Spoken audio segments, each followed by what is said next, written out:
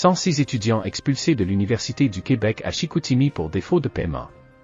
Pour la première fois de son histoire, l'Université du Québec à Chicoutimi vient d'annuler les inscriptions d'une centaine d'étudiants qui n'ont pas acquitté leurs droits de scolarité pour la session d'automne.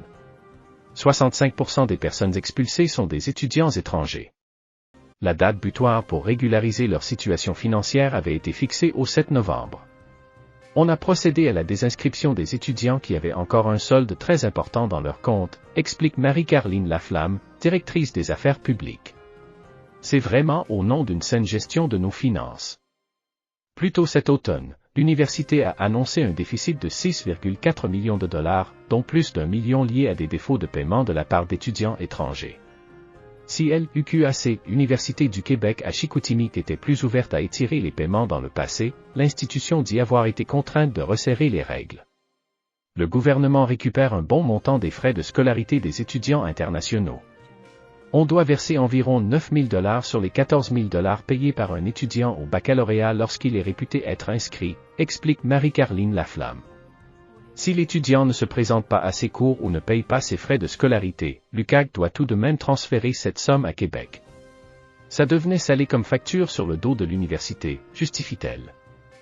L'établissement affirme avoir procédé à une analyse financière et académique, cas par cas, en tenant compte des preuves de paiement à venir ou d'une diplomation rapprochée avant de désinscrire les étudiants. Ceux qui n'ont pas payé au moins 25% de la facture totale ont été évincés selon l'UQAC. Répercussions majeures pour les étudiants internationaux. En fonction de leur permis d'études au Canada, les étudiants étrangers expulsés par l'université ne peuvent plus travailler. Certains devront même retourner dans leur pays d'origine, à moins d'obtenir un autre statut d'immigration Canada. Il invite la direction à revenir sur sa décision et à autoriser les étudiants qui ont déjà complété les 2/3 de leur session à pouvoir poursuivre leurs cours avec une entente de paiement différée. Régis d'Assomption affirme que la détresse psychologique a explosé dans les dernières semaines. Il a d'ailleurs reçu une vingtaine de demandes d'aide d'étudiants touchés par l'annulation de leur inscription. L'UQAC les met dehors. Ces personnes n'auront pas d'autre choix que de faire des demandes d'asile. Régis d'Assomption, vice-président de l'Association des étudiants internationaux de l'UQAC. La direction de l'université précise que la majorité des 106 étudiants expulsés pourront revenir aux études en janvier prochain s'ils ont payé la totalité de leurs dus. Mais parmi ces mauvais payeurs, se trouvent aussi des immigrants qui ne se sont jamais présentés à l'université après leur arrivée au Canada. Il y a un lot d'étudiants qui étaient admis, qui s'étaient inscrits, mais pour lesquels on n'avait aucune note et aucun paiement, souligne Marie-Caroline Laflamme. L'an dernier, 300 étudiants inscrits à l'UQAC ont présenté des demandes d'asile, ce qui place l'institution en tête des établissements au Québec. L'université compte 7000 inscriptions cette session-ci, dont 2500 provenant de l'international.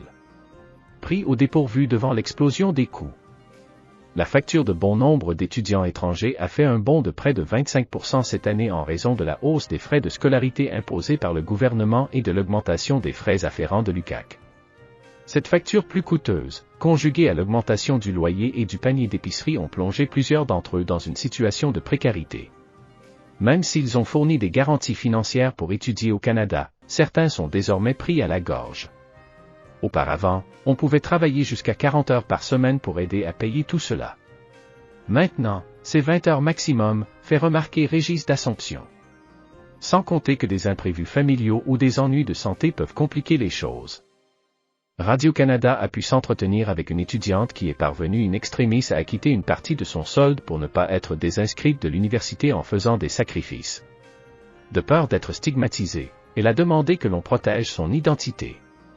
Celle qui s'était portée garante de moi, c'était ma sœur aînée, mais elle a subi un divorce. L'argent qu'elle avait prévu a diminué. Je me suis battu comme je pouvais pour avoir la somme.